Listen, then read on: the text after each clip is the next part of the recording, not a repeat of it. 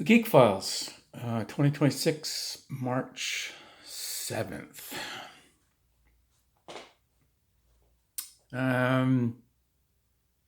Fall winter 87, the end days at Summit Air. So lots of threads in this story. They'll all come together.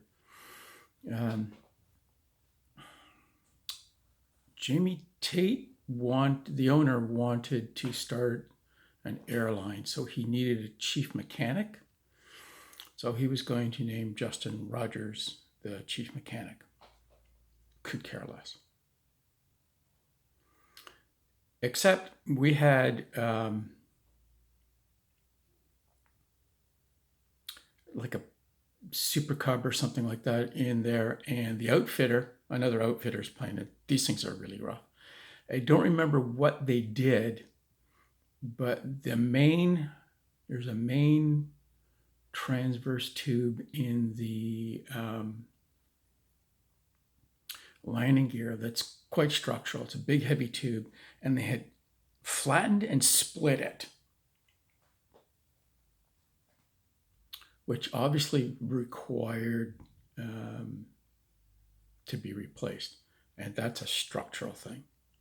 So it needs to be cut. It's chromoly tube, it needs to be cut out, new tube welded in, and the fabric replaced. Now, these guys, which has required a sign off by a B category aircraft mechanic.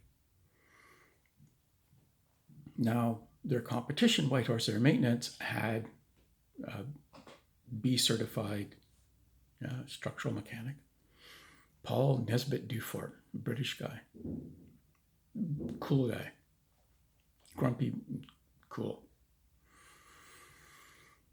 But they weren't going to do that. So they decided to just sign this aircraft off and send it out. Somehow, word of this, that these two guys were going to, or at least Rogers was going to sign off, Justin Rogers was going to sign this aircraft out as airworthy with this main structural tube split, main structural tube and landing gear, and the fuselage split and flattened. Got word to the DOT inspector that was stationed in Whitehorse. I have no idea why there was a DOT inspector stationed in Whitehorse. Now, if I recall correctly, this guy was a pilot, and he flew for Ken Bork out of Inuvik for a very long time, a British guy.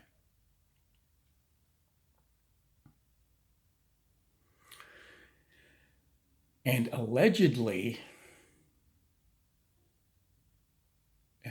so in Inuvik in the summer, it's like 24 hours a day, and kids are out playing. It's really bizarre up there. I mean, you come out of the bar at 2 a.m, and there's 10-year-old kids playing tennis because they can't sleep. So allegedly, in this one summer, this pilot, Ken Bork pilot, stumbled out of the local bar, and there was a native kid sitting on the step, and he looked at him and said, "Hello, little nignog, are you going to grow up and be an alcoholic like your father?" And then staggered off.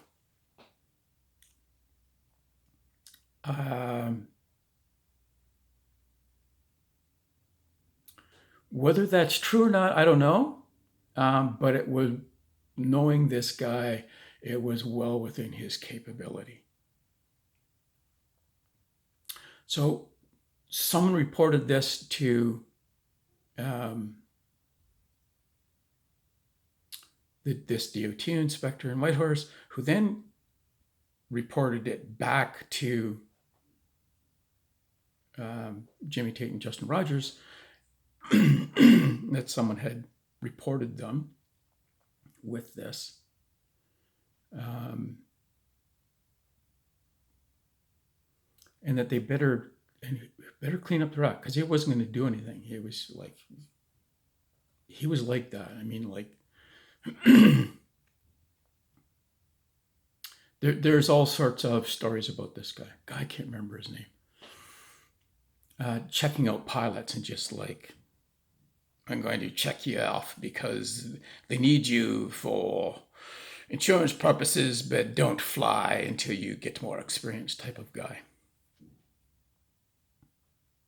Now, the shop was open. People were wandering in and out all the time. This aircraft was open because they really didn't know what to do with it. So anyone that was wandering in and out could have looked in and seen this. Then they had even had an American working there. I'm not sure what he was paid. He was from Wasilla. And this guy would not listen. Like, he actually tried to cut aluminum with a cutting torch, which is just like, no, you just melt the crap. You can't cut. It's not steel. The whole chemistry doesn't work. Anyway, they decided that I was the culprit that reported them. So life got very interesting there for a while. So yeah. So I walked over to White Horse Air Maintenance and talked to Chris. And in the early spring, March-ish, 88, I started working for White Horse Air Maintenance. Yeah. So, yeah. Anyway, it was we'll get to White Horse Air Maintenance on the next one, I guess. So yeah, making appropriate life decisions. You don't make any money, but boy, you get good stories.